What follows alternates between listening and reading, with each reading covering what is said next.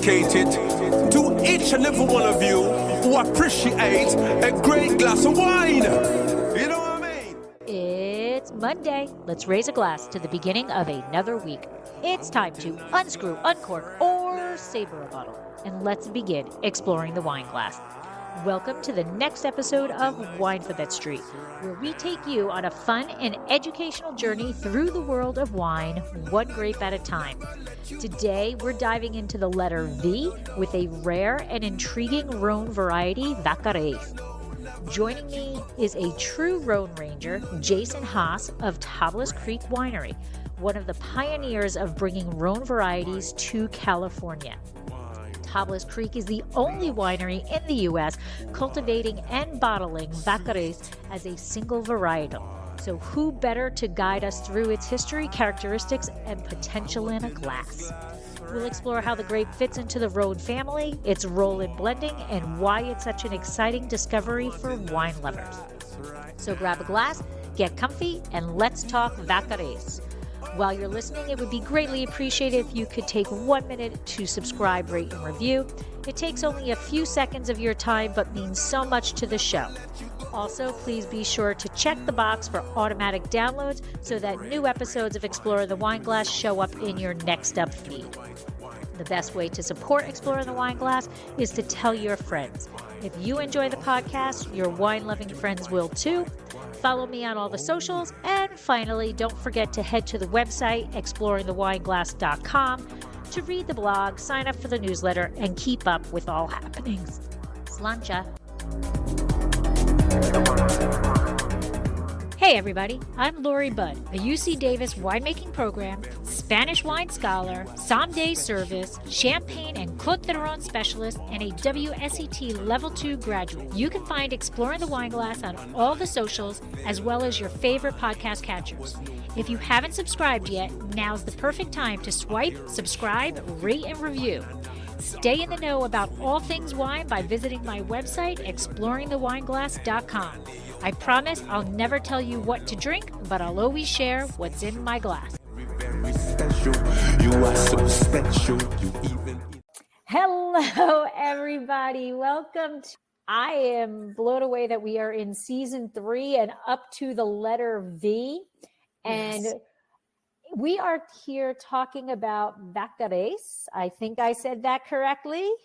And this is, if we're going to talk about this grape, we have the perfect person here to give us all of the information. So we have Jason Haas of Tablas Creek with us today. And for those of you who do not know who I am Lori Budd. My husband and I own Dracaena Wines, and tasting room is in downtown Paso. And on the other side, I'm Exploring the Wine Glass, WSET Level 2, Spanish wine scholar, champagne specialist, Côte d'Aron specialist, and just all around Jason fan. But before we get to Jason, I'm going to introduce my co-host, Deb. Hi, I'm Debbie Giaquindo. I'm known as the Hudson Valley Wine Goddess. I am a certified specialist of wine, a wine location specialist in Port and Champagne, and a certified sherry wine specialist. I'm author of the book, Tapping the Hudson Valley, Day Trips and Weekend Itineraries to Visit the Hudson Valley Wine Region. I'm chairperson for the Hudson Valley Wine, Spirits, and Cider Competition, and I'm partner in a restaurant in North Wildwood, New Jersey called Trio North Wildwood. I think that's probably it, but and Jason. I'm not certified anything. I'm Jason Haas. I'm second generation proprietor and general manager here at Tablas Creek Vineyard in Paso Robles, California. And we are one of the pioneers of the California Rhône movement, and I've gotten to have a front row seat to a lot of the real explosion of interest and complexity that we've seen in the Rhône movement. And I'm super excited that we're talking about one of my favorite new grapes today.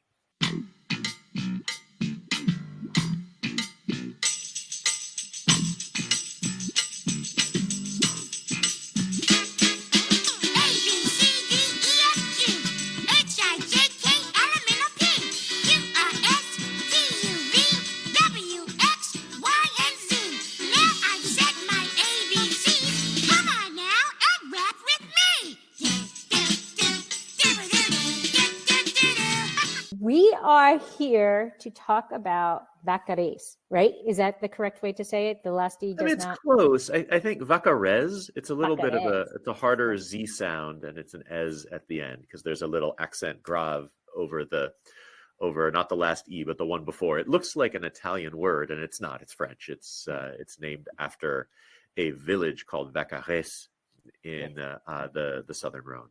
All right, I can put my little Spanish Juarez. I can do that. Vaccarèse. I think I can do that. I think I can do this word.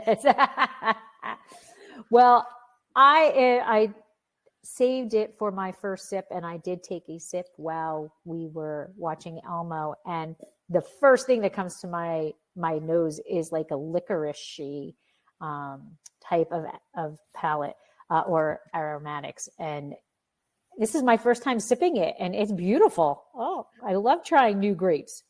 I mean, you are far from alone. It is one of the rarest grapes in the world. I mean, I know when we bottled our first vintage, we got our first vintage of Vaccarèse into production in 2019 and decided to bottle it on its own, really because nobody knew what it was. We think it was the first 100% Vaccarèse made anywhere in the world in at least 50 years. It's really genuinely rare. Wow, yay! I've got so many questions. Yeah, we do. It's just so cool. I just love geeking out on new grapes. Yeah. And I don't want to say it's new old grapes, but grapes that are not mainstream, that people don't know about, that I can say, you got to try this. Right. You know? I mean, there's kind of a cool history to Vaccarèse. It was apparently pretty widely planted around the south of France in the first half of the 19th century. But there were a bunch of grapes that were popular then that fell out of favor because they were susceptible to powdery mildew. And there was a powdery mildew outbreak that hit around 1850 in France.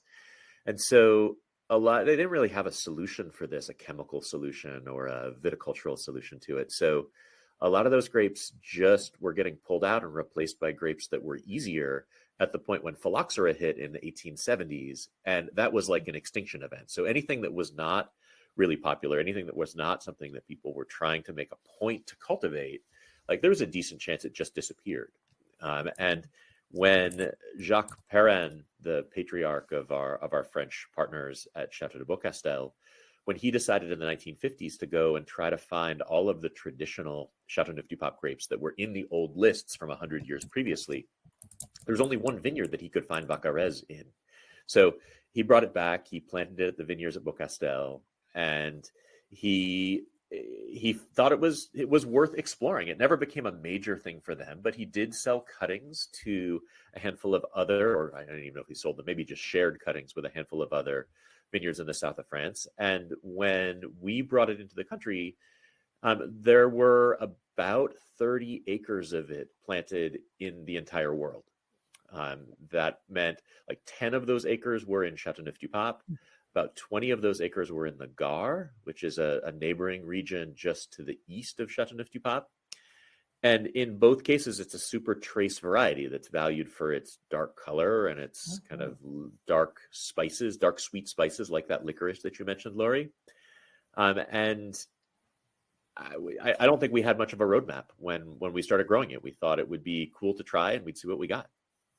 Well, you did mention your relationship with Beaucastel, but can you elaborate a little bit about that? Because you have quite the story of how you settled in Paso and created Tablas Creek. So how did that family relationship begin, and how do we end up in Paso? Sure. So my dad was an importer. He was an American importer of mostly French wines all the way back into the 1950s. He made his name importing wines from Burgundy and Bordeaux. He was the exclusive American importer for Chateau Lafite and Chateau Petrus in the 60s and early 70s. But he decided pretty early on that the future of wine importing was not carving up Burgundy and Bordeaux finer and finer, but instead finding other regions that he thought were making great wines and offered good value. And he would try to find a producer in those regions whose wines he could use to introduce the whole region into the US market. So he did this in a bunch of places. He did this in Alsace with Domaine Weinbach. He did this in Rioja with Marcus de Caceres. And he did this in the Rhône with Chateau de Beaucastel. He managed to go to Châteauneuf-du-Pape in the mid-1960s and ended up in the cellars of Jacques Perrin at Beaucastel, and managed to convince Jacques not just to appoint him their American agent, but also to agree to lend him his 2 sons to travel around the US with my dad and introduce Americans not just to Beaucastel, but Châteauneuf-du-Pape and the Rhône Valley more generally. And through all of those trips, they became friends. So my dad would make, I don't know, 5 or 6 trips a year to different parts of the US with Jean-Pierre and François Perrin, Jacques' 2 sons. And every time they were in California, they would take an extra day or 2 and explore some of the new vineyards that were sprouting up here in California. And by the late 70s, my dad and particularly Jean-Pierre Perrin were convinced that California had the potential to make really great wines, really world-class wines. And yet they were kind of baffled as to why, in what they thought was clearly a Mediterranean climate, they didn't see anybody focusing on the grape varieties that they knew and loved from Beaucastel. So they thought that those grapes from the Southern Rhône, from the Mediterranean part of France, would do really well in California. And yet that wasn't where people were mostly going. People were planting Cabernet and Chardonnay and Merlot and Pinot Noir, things from Burgundy and Bordeaux, and not Grenache, Syrah, Mourvèdre, Roussanne, Marsanne, Viognier. So in 85, they put together a partnership with the 2 families as equal partners and started looking for land. Took them 4 years to decide on the right spot. But in 89, we bought a 120-acre former alfalfa farm and cattle ranch here in the hills west of Paso Robles, because it turned out that Paso was the best fit in terms of like highly calcareous soils, long growing season with enough heat, but cold nights, and then enough rainfall to dry farm. It was really the only place in California where they could find all 3 of those things that they were looking. And so that was where we founded Tablas Creek. And then we started by looking around at what was available for Rhône varieties in California. Didn't love what we found. I mean, there were a few grape varieties here. There was Syrah here. There was Grenache. There was Viognier. There was Marsanne. But a lot of the more trace varieties just didn't exist here. And there were real questions about the quality of the clonal material of things like Mourvèdre, Grenache, and Roussanne. So we decided to take new cuttings of all the principal varieties from Beaucastel and bring them into the United States. We waited 3 years for them to clear a U.S. government-mandated quarantine, and then built our own grapevine nursery to propagate and eventually sell these varieties to other people.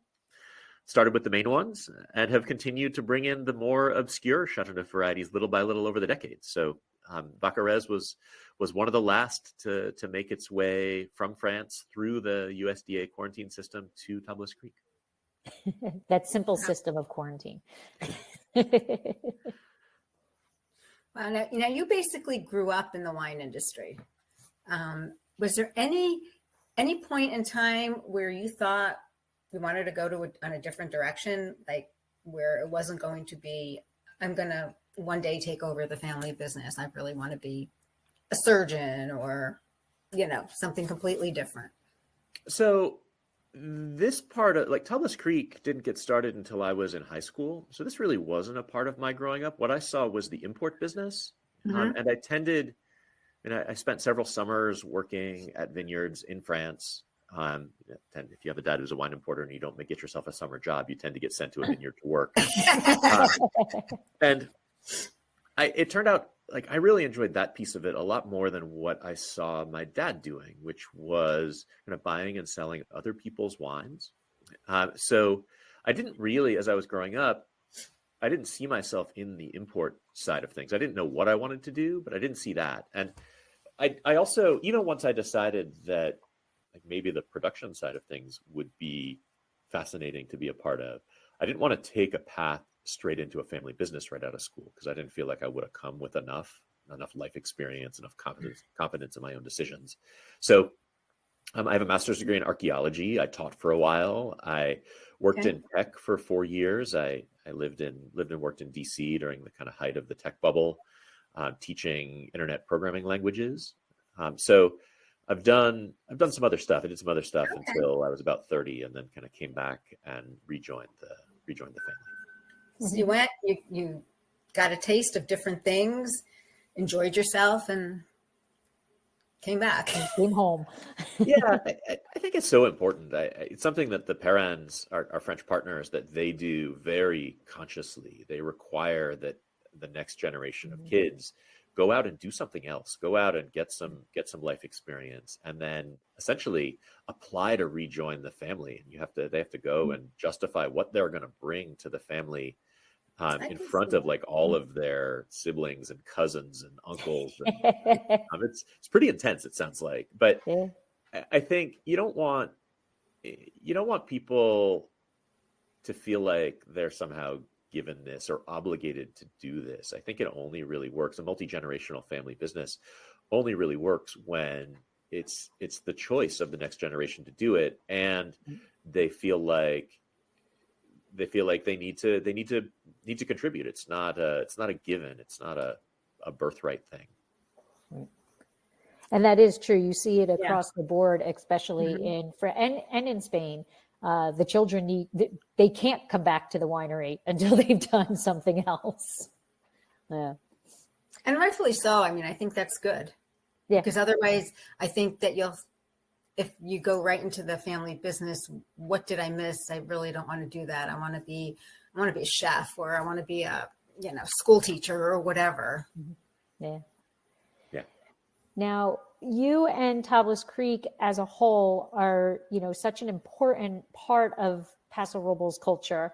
So first, thank you for everything that you do for Paso, and just your openness to share everything, which I think, again, is part of the Paso vibe is, share, that rising tide raises all ships things. But why do you feel it's so important? Because it must be important to you because you're doing it all the time. Why do you feel it's so important to be that ambassador? I think that I have two ways that I usually answer this question. One is that I feel like wine is fundamentally not a zero-sum kind of product. So it's different than buying a car, where like if you buy a Volkswagen, you're not also buying a Honda. It's a one or the other thing. With wine, nobody drinks just one wine. And if somebody buys a bottle of a neighbor's Cabernet, that doesn't make them less likely to buy a bottle of Tablas Creek. I feel like it makes them more likely to buy a bottle of Tablas Creek. If somebody buys a bottle of Syrah that's made in Santa Ynez, same thing. It doesn't make them less likely, it makes them more likely. And if somebody buys a wine that's regeneratively farmed from the Loire, again, that doesn't make them less likely, it makes them more likely. So what we try to do is find kind of the groups that we're a part of, and then try to make sure that those groups are as healthy as possible, that like best practices are shared, that we can communicate what we think is great about the place that we're in, or the grapes that we grow, or the way that we farm. So I feel like it's not contradictory, like running as good a business as we can and supporting the community. I feel like they really support each other. The other way that I usually answer this question is that we learned pretty early on that what we were making was pretty obscure. Like we were making blends that didn't really have a category on the marketplace 25 years ago, from grapes that people didn't know and couldn't pronounce in a part of California they hadn't heard of, with French names that didn't mean anything to them. So like we set ourselves a pretty serious mountain to climb, and realized that if we couldn't get people inside of our world, that was going to be a really heavy lift. So from very early on, we've always tried to kind of market through education, and bring people behind the curtain and share what we're doing and why.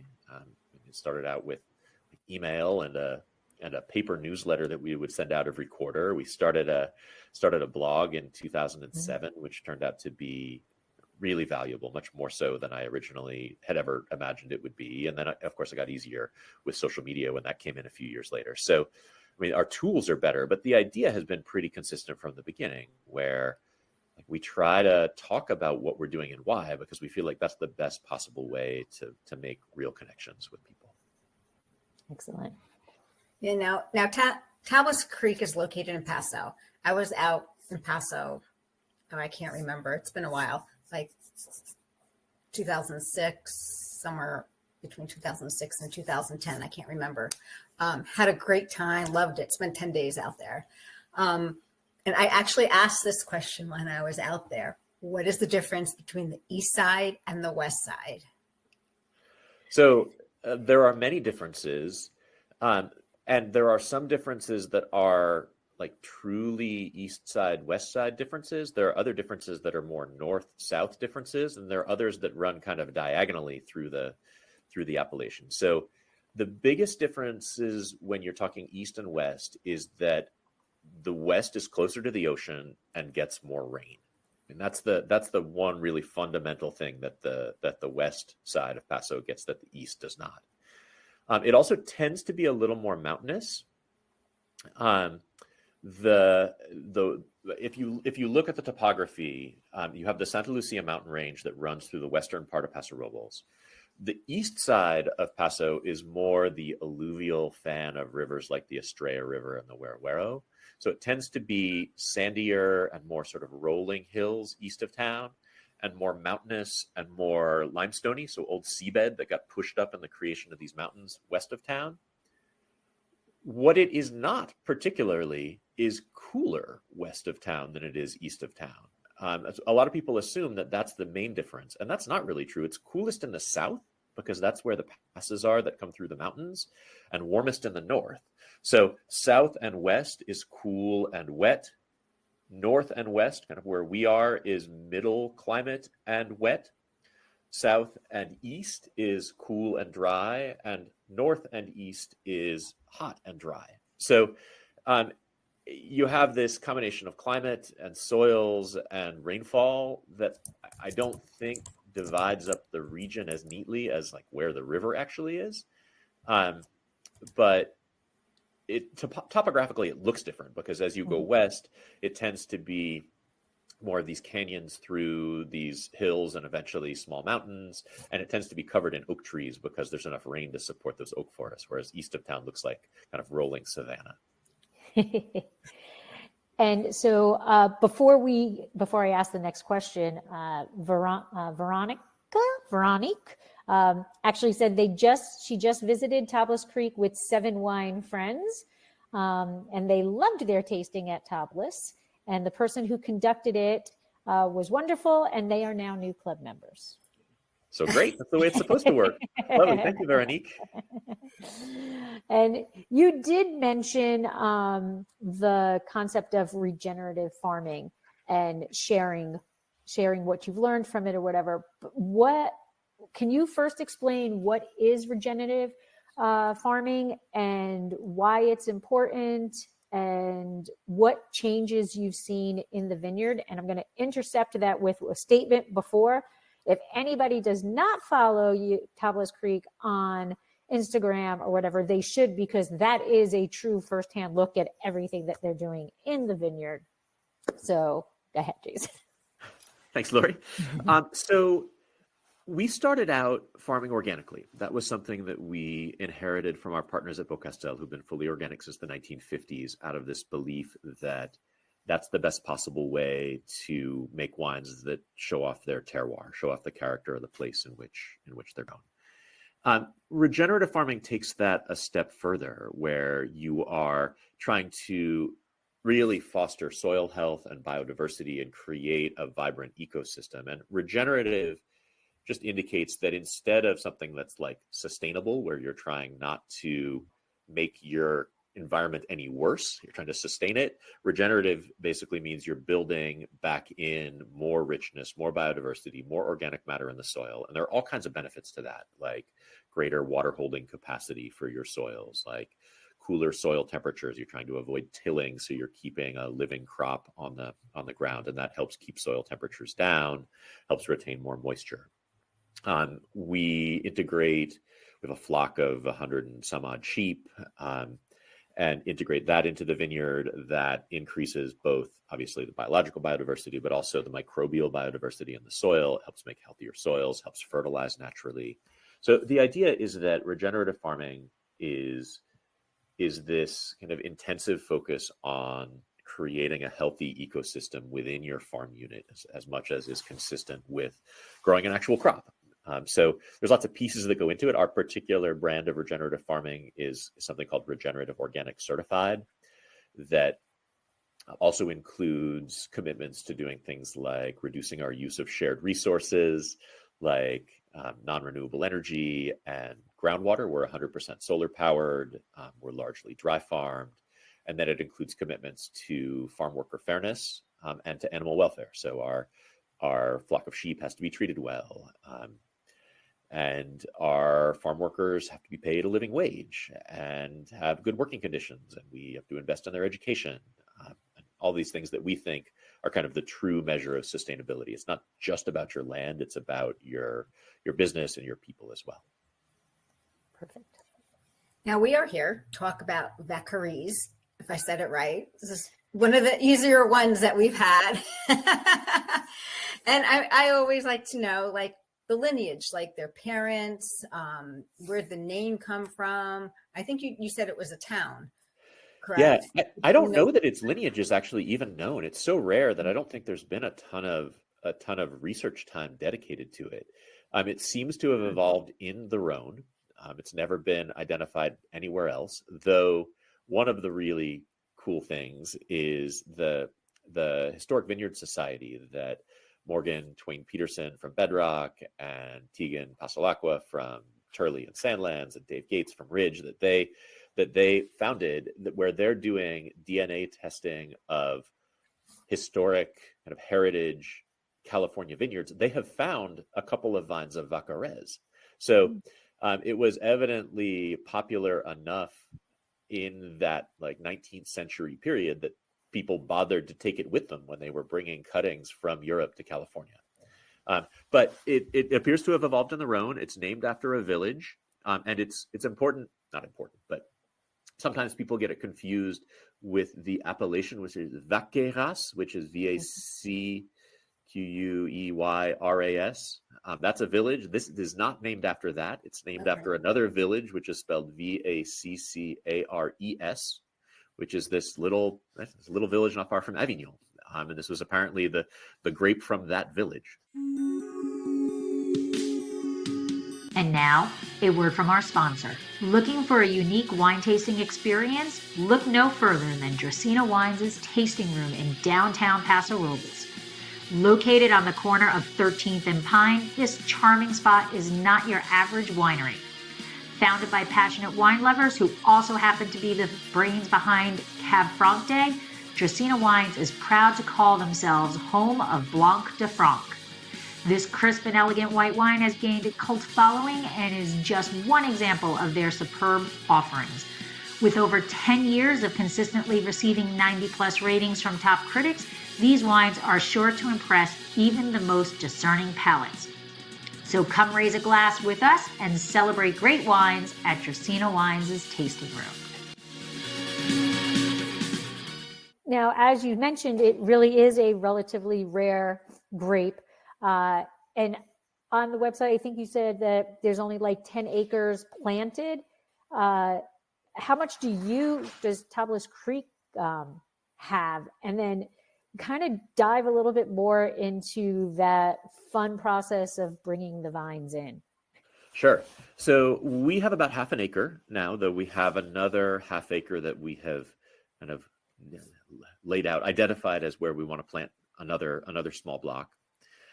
And the way that it comes into the country is essentially there are 3 stations that the U.S. Department of Agriculture licenses to do what they call the indexing, so essentially the virus testing of grapevine material, and they're all associated with research universities. So our first batch of imports we did actually with Cornell in upstate New York, but our more recent imports, the ones that we've done in the last 2 decades, have gone through UC Davis here in California. So what happens is the vines come in, they are planted in pots, then they graft what are known to vines that are called indicator vines, so vines that are known to be susceptible to a certain virus, onto the vine that you bring in. They grow it for a certain number of months, it's usually about 3 months, and check to see if that indicator vine shows signs of sickness. And if it does, they know that it's because of contact with your vine and you have that virus. If it doesn't, then they know you don't have that virus. They cut that off, graft a new indicator vine on, and check for the next virus. So the reason it takes as long as it does is that it's just a certain number of growing months of each virus that they're testing for. That's really interesting. And then at the end of those 2 or 3 years, you get the cuttings that you brought in, like basically vines with all of the soil washed off of the roots, and you can then start propagating them. So you're only allowed to bring in 6 cuttings of each type. So it's not like you start with thousands, and then you need to plant those in pots and grow them and cut them into single bud sections and root those sections and grow them. And it's a process for sure. And Karen had wanted to thank you for recognizing animal and workers' welfare. That is just as important. Yeah. And then if the vine is found to have a disease, does it get destroyed? So you have a choice at that point. You can either pay that research university to clean it up. So they do this by a technique that's called meristem cultivation. So they take the new growth and they cut the tiny slice off of the tip of the newest growth and essentially grow it out in a petri dish until it gets large enough to plant, and then they can test it again. And the hope is that it has outgrown the virus. Like you get a slice of new growth where the virus didn't get to. There's no guarantee that that works. And sometimes it takes multiple rounds of cleanup. So something like Vaccarèse took 3 rounds of cleanup before it was released to us. So we actually brought it into the country in 2003, and it wasn't released until 2014. And then we spent 2 years propagating it, got it in the ground in 2016, and got our first harvest in 2019. Wow. Yeah, wow. Then you have to go through the process of getting it approved by the TTB, by the federal government, before you can put it on a label. Like you can get it into the country and you can grow it, but before you can put it on a wine label, the TTB needs to recognize that it is a real grape and add it to their official list. So I think we're now 9 grapes into that petition process where we've assembled the dossier of information about it and sent it off to the federal government and waited for their thumbs up. Wow. Not easy. No, not easy. And I'm not even positive it's fully necessary, but at the same time, I certainly sympathize with why the quarantine process is there. We don't want to inadvertently bring in a pest or a virus that's going to wipe out our whole industry. And I guess you don't want people sort of making up grape varieties, pretending that they have something that they don't. I don't know. So, right. Something that they're saying is like different than alcohol. It is more regulated than you think it probably should be. Yeah, it's probably a checks and balances too. The Rhône Valley. I mean, it's. Can you talk about where it is and how it's divided? Like Paso is east to west, and they are north versus south. Yeah, so the Rhône Valley, it's basically the valley on either side of the Rhône River, which flows out of Lake Geneva in western Switzerland, and basically flows more or less west until it hits the city of Lyon, and then turns south and flows south into the Mediterranean. And people think of it as this uniform region because it's called the Rhône. It's the same river, but really it's 2 separate regions. There's the southern Rhône, where grapes that originated in Spain, like Grenache and Mourvedre and Grenache Blanc, are kind of king. And then as you go further north and you get to a more continental climate up in the northern Rhône, then you have grapes that evolved there. So Syrah, Viognier, Marsanne that are king. And there's a certain amount of mixing. Yes, you can find some Grenache in the northern Rhône. You find some Syrah and some Viognier in the southern Rhône. But it's this roughly 200-mile long stretch, which is fairly far. And if you think of where the northern Rhône is, it is as close to Burgundy as it is to the southern Rhône. So in terms of climate, it's quite different. In terms of cuisine, it's quite different. You get up to Lyon, they're cooking with butter, and you get down to Avignon, it's all olive oil. So there's this region that's shared by a certain amount of overlap in grape varieties and a certain amount of overlap in culture, but is, I think, more properly thought of as 2 separate parts. And there's somewhat of a controversy as to how many grapes are allowed in the Rhône Valley. So like, what's the number? What's the controversy? And do you see this changing kind of how Bordeaux has now allowed more grapes because of climate change. Do you see something like that occurring in the Rhône? Yeah, I think a controversy is probably overstating it. Historically, people talked about there being 13 grapes allowed in Châteauneuf-du-Pape and 22 grapes allowed in Côtes-du-Rhône. And that includes a pretty diverse collection of grapes that evolved in Spain, grapes that evolved in the south of France, grapes that evolved in kind of the middle of France. And more recently, they have tried to add specificity to these lists by adding all of the color variants. So, like, for example, if you look at that list of 13 grape varieties in Châteauneuf-du-Pape, it just says Grenache. It does not say Grenache Noir, Grenache Blanc, Grenache Gris. And so there is an updated list that was published maybe a decade ago that listed all of the acceptable color variants and raised that number from 13 to 18. So I didn't really change the list, and there wasn't really any controversy about it. It was just the French kind of wine governmental service trying to be precise, trying to be complete in their listing. I have not heard any buzz about them needing new grape varieties, maybe because so many of those grape varieties are from hotter, drier climates to start with. Like, you think of where a grape like Mourvèdre, or Monastrell as it's called in Spain, where that comes from, it's quite a bit hotter and drier than even the Southern Rhône. So I feel like the region is probably pretty well adapted to a hotter, drier future, with the exception that so much of that region is planted to Grenache, which turns out, as it gets hotter, to become very alcoholic. So I know, talking to producers in the Rhône, they're struggling with how to harvest their Grenache with ripe flavors at less than 15% alcohol. Right. So I think there's going to be a greater investment in grapes like Mourvèdre and Counoise and Cinsault and some of those red grapes that ripen later and don't accumulate sugar quite as efficiently. But I don't know that they're going to need to go outside of the world of Rhône varieties to do that. Okay. Now I think it's probably about time to taste. Since yeah. Now my wine was sent to my sisters because she couldn't send it to me down here. But I just got back last night from my trip, so I have to take a ride to New York. So I'm going to do that next week. So let's compare. Taste the wine, Lori, and give us, your tasty notes. And how does Vaccarèse compare to other Rhône varieties? Yeah. So do you want me to talk about how we think it does, or do you want to go into this without me biasing things in any way and just talk about what you're tasting, Lori? No. Well, you know what? Yeah, I think you're the expert on it, and you should explain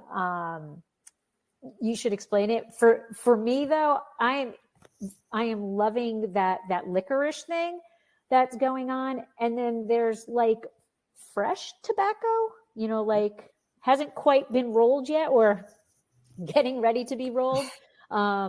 It's just I really had no idea what to expect, but it's beautiful, and it's kind of, I don't want to go into another question because I really am bad at it, food pairing, but like it's enough to stand up to quite a bit of food products, but I also like it just sitting on its own. Yeah, I mean, it's as a grape, most of the red grapes in the Rhône world are red fruited. So you think of Grenache, you think of Counoise, you think of Cinsault, and even of the obscure ones like Terre Noire and Muscardin, those are both red fruited grapes. Really, the main black fruited grape in the Rhône world is Syrah. Vaccarèse, but Syrah, at least in a warm climate, tends to be black fruited but low acid. And in the warmer climate, you tend not to get a lot of the kind of herby, spicy, bacony wildness that you can get from Syrah in a cooler climate. Right.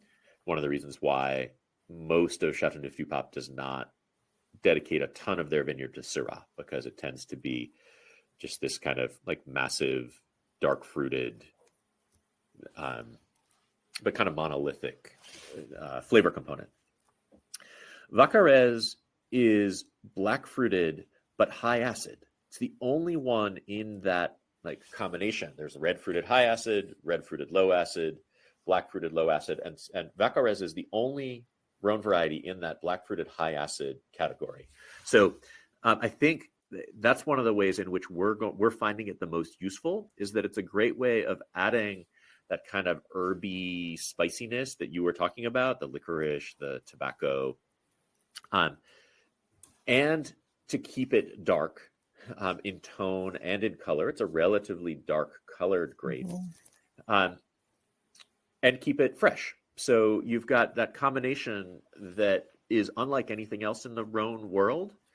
And you can see why it was useful and used a lot as a blending grape. I don't know how much, even back in the 1830s, 40s, 50s, when it was a lot more widely planted, I don't know how much it was used as the lead grape. I don't know that there's any data on that.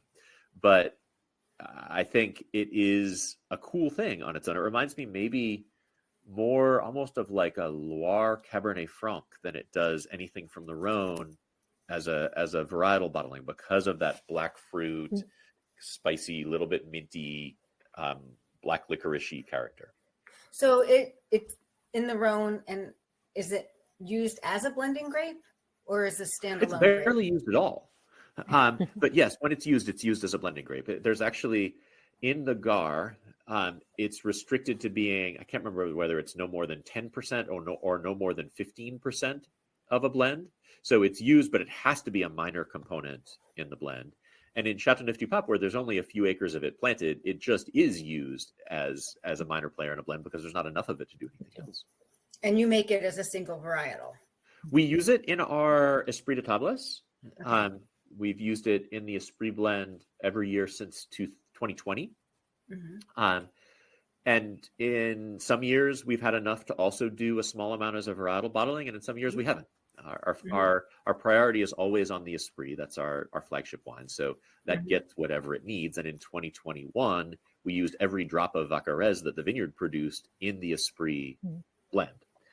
In 2022, which is the one that Laurie's tasting and the one that we sent you, we had enough Vaccarèse, and the blend worked out so that we were able to use some of it in the Esprit Red and still have some to bottle. That is awesome.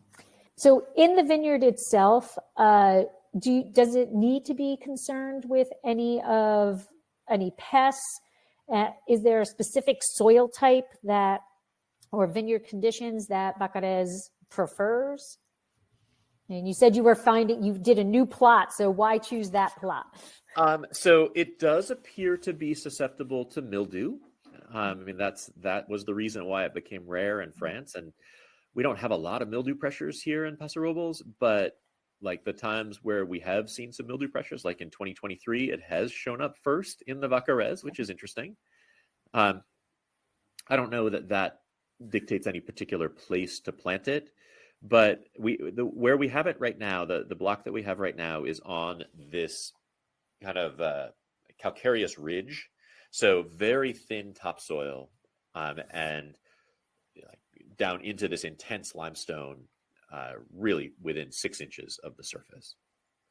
And that's hard for any grape variety. That's a very it's a very high struggle kind of area. So the area that we have blocked out for it is more towards a valley bottom, and it's a little bit deeper soils. We want to see how it does given a little bit cushier life, not because we're unhappy with what it's showing where it is, but just because there's not enough literature out there really to tell us what we're supposed to do with it. And so we're trying to experiment to gather data for ourselves. And you're leaving the other block in, you're just adding. Yep. Perfect. Oh, that's interesting. Because you're pioneers in it for, It is. I remember it wasn't this grape. It was Terre Noire, which is a slightly less obscure grape that we also grow, that we were planting back in 2010. And I remember having a conversation with Marc Perrin, who's the oldest Perrin of my generation. Like, what should we expect from this grape? And he just paused for about 20 seconds. I was like, we blend it in with everything else. You'll have to let us know. Okay. So, I mean, there are grapes that are widely enough planted in Chateauneuf and at Beaucastel that Beaucastel will vinify them on their own every year. But there are others where they have them. It's important to them that they have them, but it might only be enough to be like a third of a small tank along with two other trace varieties. So like that, they're enjoying the experiments that we're doing here on these grapes as well. And to geek out a bit, tell us about the clusters, the leaves, the maturation. Is it early bud, late ripener, typical harvest? Your charts are infamous for knowing when to harvest and those boards and everything. So I know you know exactly when to harvest. I mean, we think we know. I mean, it has a reputation of being ready about on the same cycle as Grenache. Okay. So that not super early, not super late, kind of in the middle for us. We felt like our first few years, we maybe picked it a little earlier than we should have. I mean, we were looking at, what did we know? We were looking at numbers. We were looking at the health of the vines. We were looking at the clusters. The clusters are large clusters of large berries with thick skins. So Grenache is large clusters, large berries, thin skins, and it tends to make a fairly pale wine. The skins of Vaccarèse, even though the berries are big, the skins are this like deep blue black, like a blueberry almost. So we usually pick it somewhere right towards the middle of the ripening cycle. The leaves are large and kind of deep green. It's a pretty vigorous grape, it looks like. We think maybe the large berries on the large clusters, it does in the same way that something like Zinfandel can be a problem in an area where there's too much humidity, and because the clusters can be pretty tight, you can end up with rot problems. And I think Vaccarèse is probably the same. It's large berries, again, tight clusters, but we haven't found any particularly insurmountable problems with it. The acid definitely cuts through that tannin, because I would assume that with that skin and that thickness and all that it's a very deep tannin, which I can see why it would blend in between the color and the structure that it has. But the acid is cutting through that tannin, that it's actually not drying at all. You can tell there's tannin, but it's not drying at all. It's really... Yeah, and it has a relatively high level of tannin because it has thick skins, but it also has large berries. So a lot of the question of how tannic a wine is the ratio of skin to juice. Right. And this is one where, like, yes, the skins are thick, but there's also a lot of juice. So it ends up being moderately tannic, but not super tannic. It's not like a small berry, thick skin grape like Syrah or like Cabernet. Right. Okay. Gotcha. So now that we know how it tastes and what to expect, what would you pair with it? Food-wise.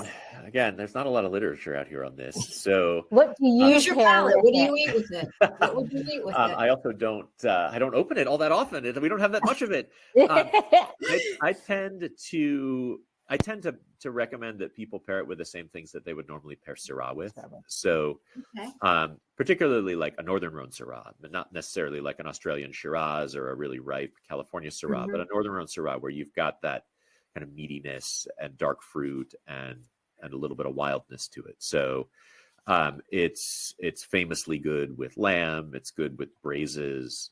It's good with kind of pepper spice. So that's at least a starting point for people. And then how do you, I don't even know, do you pour it in the tasting room? Is it club member only tasting? You don't have a lot of it, so I can't imagine it's on that menu every day. But how would you recommend serving it when it was delivered to me? It was actually chilled, but it was such a cold day outside. I don't know if it was just chilled because it was in his car or you guys keep it chilled. I don't know that I would particularly serve it chilled. I would serve it at cellar temperature. We do pour it in the tasting room when we have it, which we never make that much of it, so it doesn't ever last that long. Right. So it's typically here for 2, 3, 4 months after we release it. We send a note out to our wine club members, usually give them a month of it being exclusive to them, and then make it available to anybody who wants to try it. We're still at the information gathering stage with this grape, so we want to show it to as many people as we can because it's fun for us to see what people think.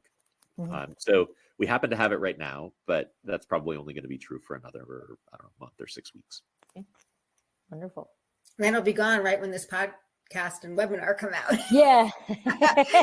We'll have another one. We're bottling the 2023 Vaccarèse in April, so it won't be super long before the next one's ready. Good. How was 24? So 24 was so light in so many varieties. Was it tough? And yeah, I mean, it was light. It was particularly light in whites for us. Reds were okay. Whites surprised us. We finished overall down about 15% compared to 2023, which, I mean, I've talked to lots of people who were down a lot more than that. So I'm not feeling like it was. I'm not feeling like it was a catastrophe by any stretch. Quality looks good, but yeah, we were hoping with 2 years of good rain in a row and no frost in the spring, we were actually hoping for a plentiful vintage, and it a little bit threw us. We'd gone out and done some cluster counts and estimated that our crop levels would be average to maybe slightly above average, and when it came in like 15 or 20% below average, that was a little bit of a shock. It highlighted that maybe our counting systems are not fully developed yet. Oh no. Always learning. Yeah. We had, with that cold temperatures that we've had while I was out cruising the Caribbean, we had like -11, decimated the crops in the Hudson Valley. Really bad. So I know I was up in Washington State for Hospice du Rhône this past year in April, and they were talking about the impact of this like hard freeze that they had gotten last winter. It sounded just brutal. Yeah. I was getting pictures -11. I'm like, oh my God. I thought first thing, like, that's not good for the grapes or anything else, fruit trees, or people, or pipes. A lot of frozen pipes. So I think we kind of covered this, but so you're up. Yeah. So just, we're coming up on the hour, and I know you are super busy, so we try to keep it to that. But how have you seen carrying on that conversation in the tasting room, and you want to hear what people think about it? What do you see as the response to the Vaccarèse in your portfolio? And like, your club members, I would be so geeky. Like if I got that newsletter that said, okay, we have this, I would be like, yes, are you getting that? What? Add to cart. One of the most fun things that we get to do is kind of debut and dive into these new grapes. So it's one of the things I know that our club members really look forward to. It's like, okay, you've been hearing about us as we brought this grape in. We've been telling you how it grows. We've been telling you what it's like to make wine out of it. Finally, it's ready. So that's a really fun thing. And I think people who come to Tablas Creek come at least in part because it's a place where they can discover a bunch of things that they probably haven't had anywhere else. So, I mean, it's not everybody. It's not just the guy who stopped in down the street and was like, where else should I go? It's like, oh, you should go to Tablas. They make nice wines. Like, not necessarily that consumer, but yeah, the people who are on our mailing list, people who are in our wine club, who will often come out to Tablas and be like, yeah, I know this. Here's the list of what you're pouring, but really, like, what's the cool new stuff that you've got? Yeah, you're one of those. Like, we'll put together. There you go. Somebody that's not looking for the everyday stuff. Well, if they were really looking for everyday stuff, they probably wouldn't have landed at Tablas Creek anyway. But yes. Okay. And then do you see, again, you are the frontier man for many of these grapes, but do you see this as becoming, Vaccarèse, as becoming a popular grape variety that, I mean, you have the nursery, so you sell the root stocks and all of that stuff. Do you see this as being a potentially Cinderella story of grapes? It's a really good question. I don't know that I have a great answer to it. I do not think that this is the kind of grape that people are particularly looking to plant right now. It seems like the interest that we're seeing is more in whites than it is in reds. We're seeing a lot of, and I think that that's true if you look across the United States. There's a pretty profound shift away from like richer red wines towards fresher reds and whites. And you can see this in the sales data. We see it in like the percentage of people who sign up for the white wine only version of our wine club. And you can see it even in the planting data. If you look at the grapes that are being planted, you see things like Pickpool and Vermentino and these like higher acid white varieties that are going in the ground at a pretty good rate. So I don't know if this black fruited kind of herby, spicy red grape is really what the American market is looking to discover right now. I think it's something which is super cool and appealing. I think it's certainly something that will have an appealing niche in that world of kind of Rhône Rangers, Rhône wine lovers. Perfect. Well, I love it. I can't wait to try it. I love it. Yeah, we've been teasing you with this for an hour now. I know. I might get in the car today and drive 3.5 hours and go get it. Can you please just tell people how they can find Tablas Creek? I will say that I do send lots and lots of people over to you because for the people, I was like, oh, you want to geek out on some grapes? Here you go. But how can people find Tablas Creek? How can they get your wine? How can they follow you on the socials? All of that good stuff.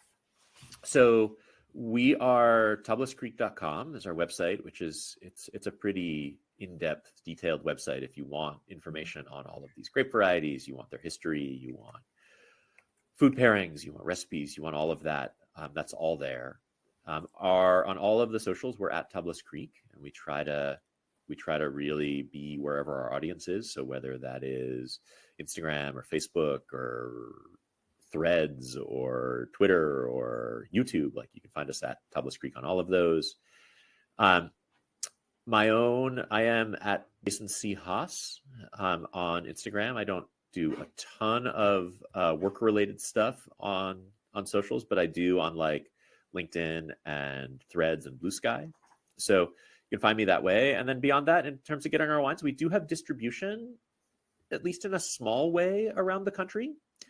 We have a little widget on our website that it's called Find Our Wine. So if you are in a particular spot and you want to know if there's a restaurant or a wine shop near you that has our wines, you can just plug in where you are into that. And then we can ship to 43 states. Sorry, sadly, not New Jersey yet. But we can ship to 43 states. So if there's things like this Vaccarèse that you want, it's not in distribution, then just reach out to us and get it from us. Thank you. Thank you so much. Perfect. And I should probably give a little plug to our blog also, that which you can find. Oh, yes, definitely. Linked off of our homepage, and then tablascreek.typepad.com if you want to go there direct. And you'll learn a wealth of information. Yes. We just passed our 1,000th post on the blog. Wow. Awesome. That is wonderful. Okay. It really is an incredible, I love reading it all the time.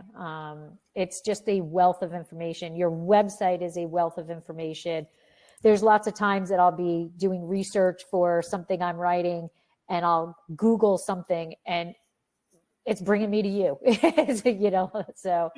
I just, before we go, I just want to put in, Georgie wrote, thank you. This is new to me, a new variety. And as a French scholar wine nerd, I'm very excited to try it.